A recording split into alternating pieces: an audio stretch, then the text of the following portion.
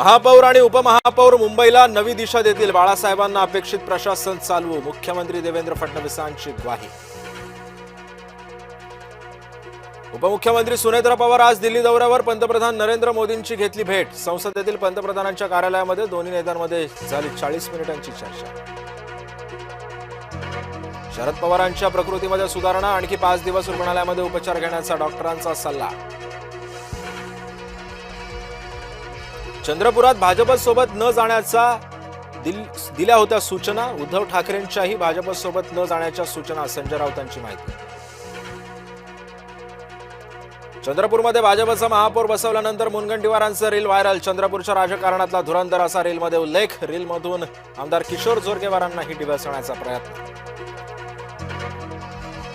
ठाण्यामध्ये रात्री उशिरापर्यंत शिंदेंची नाशकातील नेत्यांशी चर्चा. कोण गटबाजी करतंय, पक्षादेश कोण पाळत नाही, घेतली माहिती. साताऱ्यामध्ये भाजपला चेकमेट. जिल्हा परिषदेमध्ये राष्ट्रवादी शिवसेना एकत्र येण्याचे संकेत. जिल्ह्याच्या राजकारणात मोठी उलथापालथ होण्याची शक्यता. लातूर जिल्हा परिषद अध्यक्षपदाचा भाजपचा 50-50चा प्रस्ताव, तर अजित पवारांची राष्ट्रवादी 5 वर्ष अध्यक्षपदावर ठाम. सर्वात मोठा पक्ष ठरलेल्या काँग्रेसची मात्र वेट अँड वॉचची भूमिका.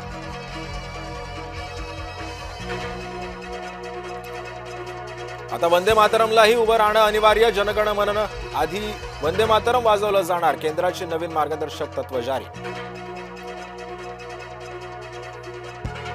आज राज्यातील तरुणाईचं स्वप्न होणार पूर्ण. मोठ्या प्रमाणात पोलीस भरतीची प्रक्रिया पार पडणार.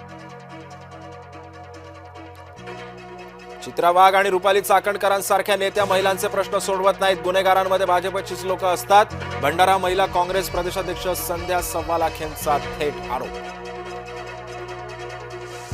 अहिल्यानगरमध्ये अवैध व्यावसायिकांविरोधामध्ये रोहित छत्तीसीच्या ग्रामस्थांचं उपोषणास्त्र. पोलीस अधीक्षकांच्या आश्वासनानंतर दुसऱ्या दिवशी उपोषण स्थगित. नाशिकच्या